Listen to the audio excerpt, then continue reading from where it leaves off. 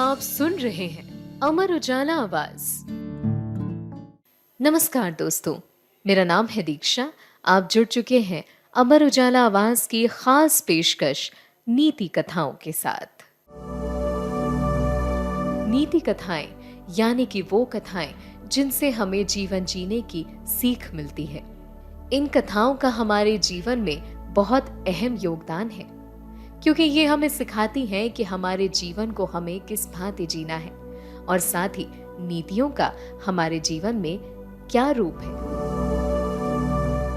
और साथ ही नीतियों की हमारे जीवन में क्या उपयोगिता है। तो चलिए आपको सुनाते हैं यही नीति कथाएं। आज की कथा राजा और कुत्ता। एक बार की बात है, कुरुक्षेत्र में राजा परीक्षित के पुत्र जन्मेजय अपने भाइयों के साथ एक लंबा अनुष्ठान कर रहे थे। शुद्धसेन, उग्रसेन और भीमसेन नाम के उनके 3 भाई थे। ये तीनों भी इस अनुष्ठान में शामिल थे। जब सभी लोग यज्ञ सत्र में बैठे थे, तभी वहीं देवताओं की कुतिया सरमा का बेटा एक कुत्ता आ पहुंचा।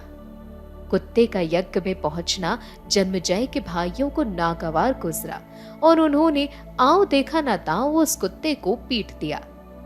पिटाई से कुत्ता काफी दुखी हुआ और रोता हुआ बिलखता हुआ अपनी माता यानी सरमा के पास जा पहुंचा।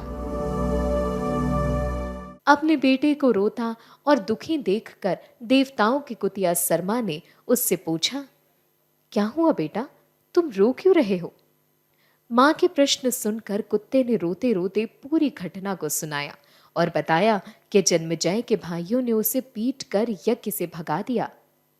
बेटे की बात सुनकर सरमा ने नाराज होकर बेटे से कहा, जरूर तूने ही कुछ किया होगा जिसकी वजह से तुझे जन्मेजय के भाइयों ने पीट दिया। मां की डांट सुनकर सरमा का पुत्र बोला, मैंने कुछ नहीं किया था, ना ही मैंने हवन में पड़ने वाली सामग्री यानी हविष्य को देखा और ना ही उसे चाटा। ये सुनकर सरमा को क्रोध आ गया कि उसके बेटे को उस अपराध की सजा मिली जो उसने किया ही नहीं। वो बेटे को लेकर अनुष्ठान में जा पहुंची। गुस्साई सरमा ने जन्मेजय और उनके भाइयों से पूछा कि ना मेरे बेटे ने कोई अपराध किया, ना ही हवन सामग्री को चाटा या दूषित किया, फिर इसे क्यों पीट दिया?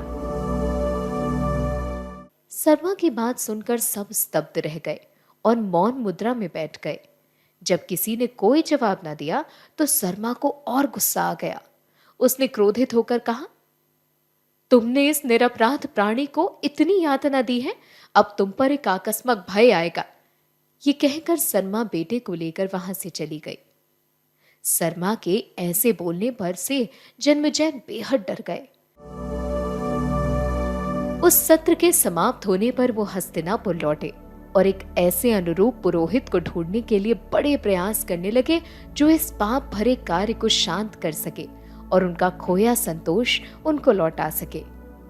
काफी सोच विचार के बाद जन्मेजय ने ऋषि श्रुतश्रवा और एक सापन के बेटे सोमश्रवा को अपना पुरोहित बना लिया। सोमश्रवा के बारे में उन्हें ज्ञात हुआ कि महादेव की शाप छोड़कर वो किसी भी शाप को टाल सकते हैं। जन्मेजय उन्हें अपने साथ ले आए और उन्होंने अपने तीनों भाइयों को सोमश्रवा को उनके पुरोहित बनने के बारे में जानकारी दी।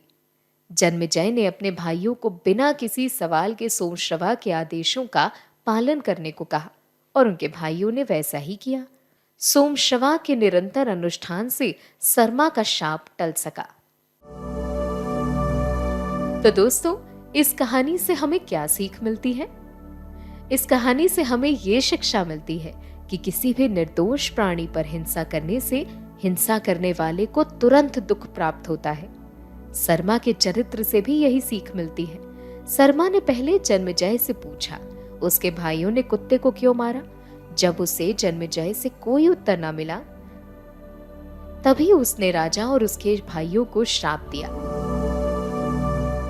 आज के लिए नीति कथा में इतना ही। मिलेंगे आपसे अगली कथा के साथ।